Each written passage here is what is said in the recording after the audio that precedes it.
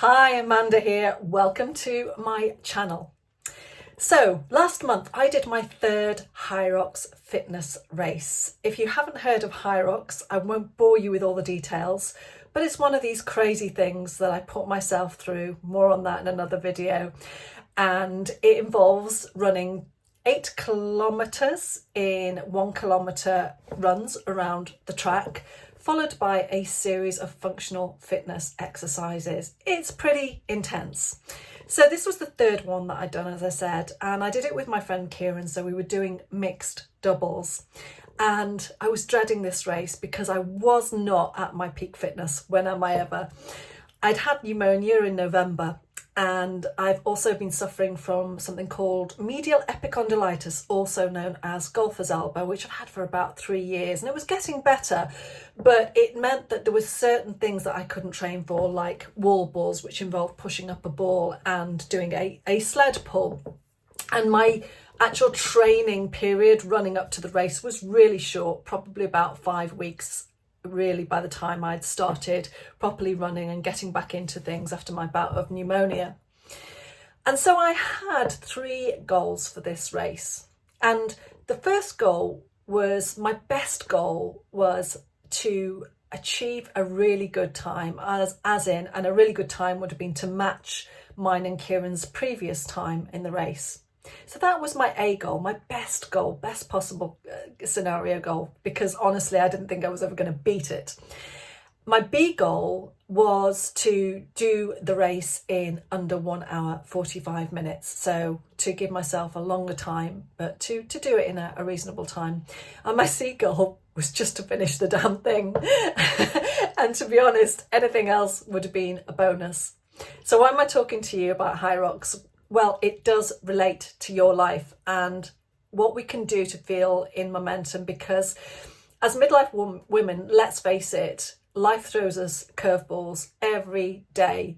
We might have a plan for the day, whether you're employed or self-employed, and then you get that phone call out of the blue from a carer, an aging parent. That's what's in my mind at the moment. It could be anything. And life kind of goes off course. So we have best intentions. Now, the problem is when we have best intentions for our goals, for our health, our fitness, our self-care, our bigger picture goals, but then we're stopped in our tracks, it's very easy to get into all or nothing thinking. The beauty of applying this ABC goal system to your life on a daily basis is that you achieve some momentum. So let me give you an idea of what it's about.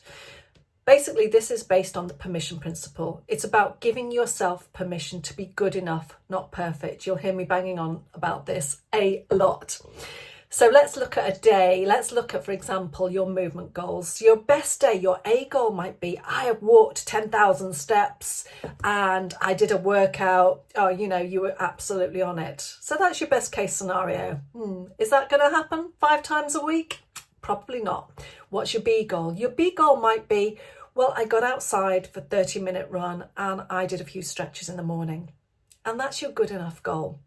And then your C goal, that's your kind of minimum viable goal. Your minimum viable goal might be, I did some stretches for 5 minutes in the morning, or I got outside for a 10-minute run. So there's your A, B, and C with your movement. For eating, your A goal might be that all of your meals were perfectly nutritionally balanced with all the macros in the right place, and you didn't touch a piece of chocolate or sip a bit of wine. So that might be your A goal for your food and your nutrition. Your B goal might be, I don't know, that you have eaten 2 good meals and maybe the third meal wasn't quite so nutritionally balanced. And maybe your C goal for that day, your absolute minimum goal, when the day that you've had, when everything's got in your way, might be you drank enough water. And that is enough. So you get the picture. Why this is so important is because it's looking at your energy versus your time and acknowledging that you're not always going to have the energy to show up every day and be on your A game. A goals, A game. Sometimes you are going to be perhaps giving so much to other people, fitting so much in, or maybe you just didn't sleep well. Maybe you've got a lot on your mind. Be kind to yourself. and a way of being kind to yourself without losing momentum, without giving into that all or nothing thinking, well, I may as well just give up and be a lump in the corner, is to think about having your A, B and C goals on a daily basis. So you could do this as part of your morning journaling or something the night before.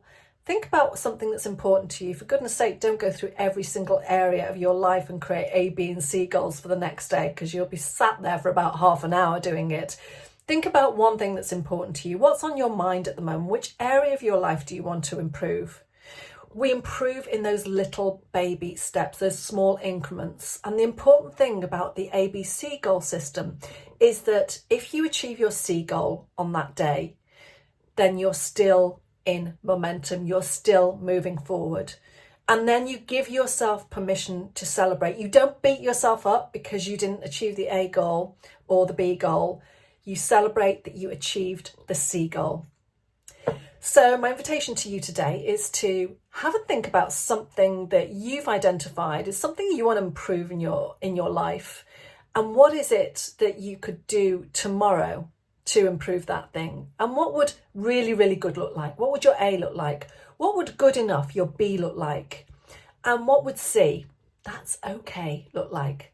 Remember, anything above 0 is compounding.